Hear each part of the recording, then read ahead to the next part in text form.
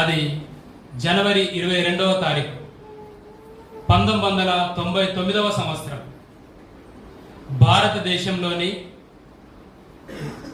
ఒరిస్సా రాష్ట్రంలో మనోహర్పూర్ పట్టణంలో ఆ రోజు రాత్రి ప్రజలంతా ప్రశాంతంగా నిద్రపోతున్నారు.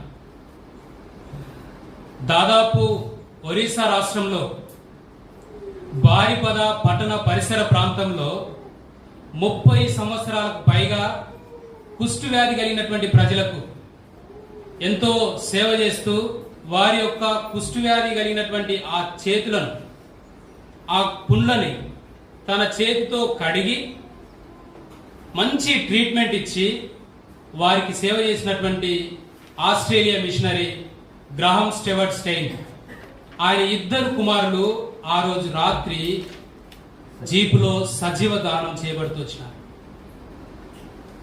జనవరి 22, 1999వ సంవత్సరం. వారి దేశం కానటువంటి దేశము, వారి ప్రాంతం కానటువంటి ప్రాంతం, వారి ప్రజలు కానటువంటి ప్రజలు,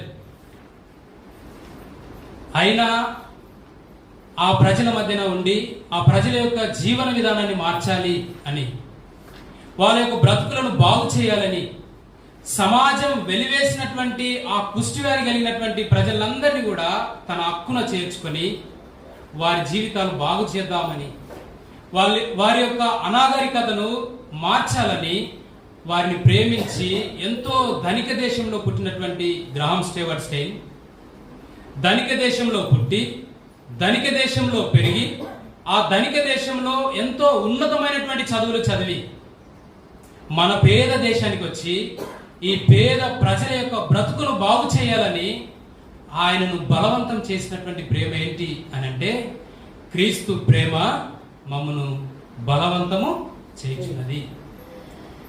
ఒకసారి నాతో పాటు చెప్పండి, క్రీస్తు ప్రేమ మమ్మను బలవంతము చేయుచున్నది. ఎంతగా బలవంతం చేసింది క్రీస్తు ప్రేమ వారిని అనంటే, వారి యొక్క సుఖ సౌఖ్యాలను విడిచిపెట్టి మన భారతదేశంలో వెలివేయబడినటువంటి ప్రజలను, సమాజం వెలివేసినటువంటి కుష్టి వ్యాధి కలిగినటువంటి ప్రజలను వారి హృదయంలోనికి తీసుకొని వారి హక్కున చేర్చుకొని వారి యొక్క కుష్టి వ్యాధిని అంతా కూడా వారు బాగు చేయడం కొరకే వారి చేతులతో వారి యొక్క కుష్టి వ్యాధి కలిగినటువంటి ఆ చేతులను కడిగి ఆ ట్రీట్మెంట్ ఇచ్చి వారికి బాగోగులు చూసుకుంటున్నటువంటి అంత ప్రేమ ఎక్కడికి వెళ్ళి వచ్చింది అంటే, క్రీస్తు ప్రేమ వాళ్ళ హృదయాలలో పోయబడుతూ వచ్చింది. కాబట్టి క్రీస్తు ప్రేమ మమ్మల్ని బలవంతం చేసి ఈ భారతదేశానికి తీసుకుని వచ్చింది అని గ్రాహం స్టెవర్ట్ స్టెయిన్ తన మాటల్లో చెప్పొచ్చు. ఎందుకు మీరు అంత ధనిక దేశంలో పుట్టి మా పేద దేశానికి వచ్చారు అని మనం అడిగినామనుకోండి, ఆయన చెప్పేటటువంటి మొట్టమొదటి మాట ఏంటో తెలుసా? దేవుని ప్రేమ మమ్మల్ని బలవంతం చేసి ఇక్కడ తీసుకుని వచ్చింది. మా అంతటా మేము రాలేదు, మాకేదో జ్ఞానం ఉందని, లేకపోతే మా దగ్గర ఏదో డబ్బులు ఎక్కువైపోయినాయని, ఈ ప్రజలను బాగు చేద్దాం మా డబ్బులతో మా జ్ఞానంతో మేము రాలేదు. దేవుని ప్రేమతో వీరిని బాగు చేద్దాం, దేవుని ప్రేమ చొప్పున వీరందరినీ కూడా ఒక మంచి సమాజంగా చేద్దాం అనే ఉద్దేశంతో మేము ఈ ప్రాంతానికి వచ్చినాం అని తన యొక్క మాటల్లో చెప్పుకొని వస్తుండొచ్చు.